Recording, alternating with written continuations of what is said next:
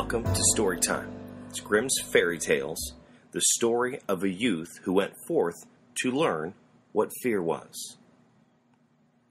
A certain father had 2 sons, the elder of whom was a smart and sensible, and could do everything, but the younger was stupid, and could neither learn nor understand anything. And when he saw him, they said, "There's a fellow who will give his father some trouble." When anything had to be done, it was always the elder who was forced to do it. But if his father made him fetch anything when it was late, or in the night time, or the way led through the church land, or a dismal place, he answered, "Oh no, father, I'll not go there. It makes me shudder," for he was afraid. Or when stories were told by the fire at night, which made the flesh creep, the listeners sometimes said, "Oh, it makes me shudder." The younger sat in a corner and listened with the rest of them, and could not imagine what they could mean. "They are always saying, 'It makes me shudder. It makes me shudder.' It does not make me shudder," thought he. "That too must be an art of which I understand nothing." Now it came to pass that his father said to him one day, "Hearken to you, you fellow corner in the tree there. You are growing tall and strong, and you too must learn something by which you can earn your bread. Look how your brother works, but you do not even earn your salt." "Well, father," he replied, "I am quite willing to learn something indeed. If it could be managed, I should like to learn how to shudder. I don't understand that at all." The elder brother smiled when he heard that, and thought to himself, "Good God, what a blockhead that brother of mine. He will never be good at anything as long as he lives. He who wants to be a sickle must bend himself betimes." The father sighed and answered him, "You shall soon learn what it is to shudder, but you will not earn your bread by that." Soon after this, the sexton came to the house on a visit, and the father bewailed his trouble, and told him his younger son was so backward in everything that he knew nothing and learnt nothing. "Just think," said he, "when I asked him how he was going to earn his bread, he actually wanted to learn to shudder." "If that be all," replied the sexton, "he can learn that with me. Send him to me, and I will soon polish him." The father was good to do that, for he thought it will train the boy a little. The sexton therefore took him into his house, and he had to ring the church bell. After a day or two, the sexton awoke him at midnight, and made him arise and go up to the church tower and ring the bell. "You should learn what shuddering is," thought he, and secretly went there before him. And when the boy was at the top of the tower, and turned round, and was just going to take hold of the bell rope, he saw a white figure standing on the stairs opposite the sounding hole. "Who is there?" he cried. But the figure made no reply, and did not move or stir. "Give an answer," cried the boy, "or take yourself off. You have no business to be here at night." The sexton, however, remained standing motionless, that the boy might think he was a ghost. The boy cried a second time, "What do you want here? Speak if you are an honest fellow, or I will throw you down the steps." The sexton thought, "He can't mean to be as bad as his words," uttered no sound, and stood as if he was made of stone. Then the boy called to him for a third time, and as that was also to no purpose, he ran against him and pushed the ghost down the stairs, so that it fell down 10 steps, remaining lying there in the corner. Thereupon he rang the bell, went home, and without saying a word, went to bed and fell asleep. The sexton's wife waiting for a long time for her husband, but he did not come back. At length, she became uneasy and awakened the boy and asked, "Do you know where my husband is? He climbed up the tower before you did." "No, I do not know," replied the boy. "But someone was standing by the sounding hole on the other side of the steps, and he would give her no answer nor go away. I took him for a scoundrel and threw him down the stairs. Just go there, and you will see if it was he." "I should be sorry if it were." The woman ran away and found her husband. He was lying moaning in the corner and had a broken leg. She carried him down, and then with loud screams she hastened to the boy's father. "Your boy cried," she. "He has been the cause of great misfortune. He threw my husband down the steps and broke his leg. Take the good-for-nothing fellow out of our house." The father was terrified and ran thither and scolded the boy. "What wicked tricks are these?" he said. "The devil must have put them in your head." "Father," he replied, "do listen to me. I'm quite innocent. He was standing there by night like one intent on doing evil. I did not know who it was. I asked him 3 times either to speak or to go away." "Ah," said the father, "I have nothing but unhappiness with you. Go out of my sight. I will see you no more." "Yes, father, right willingly. Wait only until it is day. Then I will go forth and learn how to shudder, and then I shall at any rate understand one art which will support me." "Then, what you will," spoke the father. "It is the same to me. Here are 50 thalers for you. Take these and go into the wide world and tell no one of whence you came, and who is your father, for I have reason to be ashamed of you." "Yes, father, it shall be as you will. If you desire nothing more than that, I can easily keep it in mind." When day dawned, therefore, the boy put his 50 talents in his pocket and went forth on a great highway, continually saying to himself, "If I could but shudder! If I could but shudder!" Then a man approached who heard this conversation with the youth was holding with himself. And when he had walked a little farther to see the gallows, the man said to him, "Look, there is a tree where 7 men have married rope-makers' daughters and are now learning how to fly. Sit down beneath it and wait till night comes. You will soon learn how to shudder." "If that is all is wanted," answered the youth, "it is easily done. But if I learn how to shudder as fast as that, you shall have my 50 talents. Just come back to me early in the morning." Then the youth went to the gallows, sat down beneath it, and waited till evening. As he was cold, he lighted himself a fire, but at midnight the wind blew so sharply that in spite of the fire he could not get warm. And as the wind knocked the hanged men against each other, and they moved backwards and forwards, he thought to himself, "If you shiver below the fire, how those up must be freezing and suffer." And as he felt pity for them, he raised a ladder and climbed up, unbound one of them after the other, brought down all 7. Then he stoked the fire, blew it, and set them all round it to warm themselves. But they sat there and did not stir, and the fire caught their clothes. So he said, "Take care, I will hang you up again." The dead men, however, did not hear, but were quite silent, and let their rags go on burning. At this he grew angry, and said, "If you will not take care, I cannot help you. I will not be burnt with you."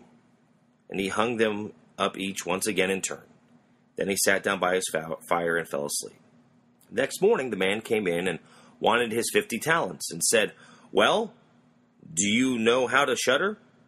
"No," answered he. "How should I know? Those fellows up there did not open their mouths, and were so stupid that they let the few old rags which they had on their bodies get burnt." Then the man saw that he would not get his 50 talents that day, and went away, saying, Such a youth has never come my way before." The youth likewise went his way, and once more began to mutter to himself, "Ah, if I could shudder! Ah, if I could shudder!" A wagoner who was striding behind him heard this and asked, "Who are you?" "I don't know," answered the youth. The wagoner asked, "From whence do you come?" "I know not." "Who is your father?" "That I may not tell you." "What is it that you are always muttering between your teeth?" Replied the youth, "I do so wish I could shudder, but no one can teach me how." "Enough of your foolish chatter," said the wagoner. "Come, go with me. I will see about a place for you." The youth went with the wagoner, and in early evening they came at an inn where they wished to pass the night. Then at the entrance of the parlor the youth again said quite loudly, "If I could but shudder!" The host heard this, laughed, and said, "If that is your desire, there ought to be a good opportunity for you here." "Ah, be silent," said the hostess. "So many prying persons have already lost their lives. It would be a pity and shame if such beautiful eyes as these should never see the daylight again." But the youth said, "However difficult it may be, I will learn. For this is my purpose, indeed have I journeyed forth." He let the host have no rest until later told him that not far from thence stood a haunted castle, where anyone could very easily learn what shuddering was, if he would but watch in it for 3 nights. The king had promised that he would venture and should have his daughter to wife, and she was the most beautiful maiden the sun had shone on. Likewise, the castle lay great treasures, which were guarded by evil spirits, and those treasures would then be freed, and would make a poor man rich enough. Already many men had gone to the castle, but as yet none had come out again. Then the youth went the next morning to the king and said, "If it be allowed, I am willing to watch 3 nights in the haunted castle." The king looked at him, and as the youth pleased him, he said, "You may ask for 3 things to take to the castle with you, but they must be without life." Then he answered, "Then I ask for a fire, a turning lathe, and a cutting board with a knife." The king had these things carried into the castle for him during the day, and made himself a bright fire in one of the rooms, placed the cutting board and the knife beside it, and seated himself by the turning lathe. "Ah, if I could shudder," said he, "but I shall not learn it here either." Towards midnight, he was about to poke his fire, and as he was blowing it, something cried suddenly from one corner, "Amu! How cold we are, you fools!" cried he. "What are you crying about? If you are cold, come and take seat by the fire and warm yourselves." And we had said that, 2 black cats came with one tremendous leap and sat down on each side of him, and looking savagely at him with their fiery eyes, after a short time, when they had warmed themselves, they said, "Comrade, shall we have a game of cards?" "Why not?" he replied, "but just show me your paws." Then they stretched out their claws. "Oh," said he, "what long nails you have! Wait, I must first cut them for you." Thereupon he seized them by the throats, put them on the cutting board, and screwed their feet fast. "I have looked at your fingers," said he, "and my fancy card playing has gone, and has struck them dead, threw them out into the water." But when he made away with these 2, and was about to sit down again by his fire, out from every hole and corner came black cats and black dogs with red-hot chains, and more of them until he could no longer move. And they yelled horribly and got on his fire, put it in the pieces, and tried to put it out. He watched them for a while quietly, but at last, when they were going too far, he seized the cutting knife and cried, "Away with you, vermin!" and began to cut them down. Some of them ran away. The others he killed and threw out into the fish pond. When he came back, he fanned the embers of the fire again and warmed himself. And as he thus sat, his eyes would no longer keep open, and he fell asleep. Then he looked around and saw a great bed in the corner. "That is a very thing for me," and got into bed. When he just going to shut his eyes, the bed began to move on its own accord and went over the whole of the castle. "That's right, but go faster." Then the bed rolled on. Its 6 horses were harnessed up to it, up and down, over thresholds and stairs, but suddenly, hop, hop, it turned over upside down and lay on him like a mountain. But he threw quilts and pillows up in the air, got out, and said, "Not anyone likes my drive," and lay down by his fire and slept till it was day. In the morning the king came, and when he saw him lying there on the ground, he thought the evil spirits killed him and it was dead.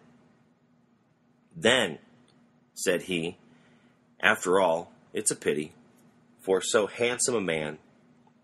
The youth heard it, got up, and said, "He is not come to that yet." The king was astonished, but very glad, and asked how he fared. "Very well indeed," answered he. "One night is past, and 2 others will pass likewise." Then he went to the innkeeper, who opened his eyes very wide and said, "I never expected to see you alive again. Have you learned how to shudder yet?" "No," said he, "it is all in vain. If someone would but tell me." The second night, he again went up into the old castle, sat down by the fire, and once more began his old song, "If I Could Shudder." When midnight came, an uproar and noise tumbling about was heard. At first it was low, but it grew louder and louder. Then it was quiet for a while, and at length, with a loud scream, half a man came down the chimney and fell before him. "Hallo!" cried he. "Another half belongs to this? This is not enough." Then the uproar began. There was a roaring and howling. The other half fell down likewise. "Wait," said he, "I will just stoke up the fire." When he had done that and looked again, the 2 pieces were joined together, and a hideous man was sitting in this place. "That is no part of a bargain," said the youth. "The bench is mine." The man wanted to push him away. The youth, however, would not allow that, but thrust him off with all his strength and seated himself once again in his own place. Then more men fell down, one after another. They brought 9 dead men's legs and 2 skulls, and set them up and played at 9 pins with them. The youth also wanted to play and said, "Listen, can I join you?" "Yes, if you have any money." "Money enough," replied the boy. "But your balls are not quite round." Then he took the skulls and put them on the lathe and turned them till they were round. "There, now they will roll better. Hurrah, now we'll have fun." He played with them and lost his money. But when it struck 12, everything vanished from sight. He lay down and quietly fell asleep. Next morning the king came to inquire about him. He was farred again. "How did it go?" "I played 9 pins," he answered, "and lost a couple farthings." "Have you not shuddered then?" "What?" said the boy. "I had a wonderful time. If I did but know what it was to shudder. The third night he sat down again on the bench and said quietly, quite sadly, if I could but shudder. Which it grew late. 6 tall men came in and brought a coffin. Then said the boy, "Ha! That is certainly my little cousin who died only a few days ago," and he beckoned with his finger and cried, "Come, little cousin, come." They placed the coffin on the ground, but he went to it, took the lid off, and the dead man laying in there. He felt his face, but it was cold as ice. "Wait," he said, "I will warm you a little," and went to the fire and warmed it, and his hand laid on the dead man's face, but it remained cold. Then he took him out, sat down by the fire, and laid him on his breast, and rubbed his arms, and the blood might circulate again. As this also did not go, he thought to himself, "When 2 people lie in bed together, they warm each other," and carried him to the bed, covered over, and laid him down. And after a short time the dead man became warm too, and began to move. Then said to the youth, "See, little cousin, have I not warmed you?" The dead man, however, got up and cried, "Now will I strangle you?" "What?" said the boy. "Is that the way you thank me? You shall at once go into your coffin again." And he took him and threw him into it and shut the lid. Then came 6 men and carried him away again. "I cannot manage the shudder," said the boy. "I shall learn it here as long as I live." Then a man entered who was taller than all others and looked terrible. He was old, however, and had a long white beard. "You wretch," cried he, "you shall soon learn what it is to shudder, for you shall die." "Not so fast," replied the youth. "If I am to die, I shall have a say in it." "I will soon seize you," said the fiend. "Softly, softly. Do not talk so big. I am as strong as you are, and perhaps even stronger."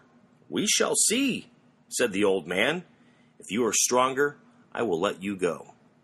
Come, we will try." Then he led him by the dark passages to the smith's forge, took an axe, and with one blow struck the anvil into the ground. "I can do better than that," said the youth, and went to another anvil. The old man placed himself near and wanted to look on, and his white beard hung down. Then the youth seized the axe, split the anvil with one blow, and in it caught the old man's beard. "Now I have you," said the youth. "Now it's your turn to die." Then he seized an iron bar and beat the old man till he moaned and asked him to stop. And would he give him great riches, the youth would draw the axe and let him go. The old man led him back into the castle, and in a cellar showed him 3 chests full of gold. "One of these," said he, "one part is for the poor, the other for the king, the third yours." In the meantime, it struck 12, and the spirit disappeared, so that the youth stood in darkness. "I shall be able to find my way out," said he, and felt about. Found the way into the room, slept by his fire. Next morning the king came and said, "Now you must have learned to shudder." "No," he answered. "What can it be? My dead cousin was here, a bearded man, and showed me a great deal of money down below, but no one told me what it was to shudder." Then said the king, "You have saved the castle, and shall marry my daughter." "That is all very well," he said, "but I still do not know what it is to shudder." Then the gold was brought up, and the wedding celebrated. But however much the young king loved his wife, and however happy he was, he still said, "If I could but shudder. If I could but shudder." And this at last angered her. Her waiting maid said, "If I could find a cure for him, he shall learn what it is to shudder." She went out to the stream which flowed through the garden, and had a whole bucket of gudgeons brought to her. At night, when the young king was sleeping, his wife was to draw the clothes off him and empty the bucket of cold water with the gudgeons all over him, so that the little fishes would sprawl about him. Then he woke up and cried, "Oh, what makes me shudder so? What makes me shudder so, dear wife? Now I know what it is to shudder." Grimm's Fairy Tales, the story of a youth who went forth to learn what fear was.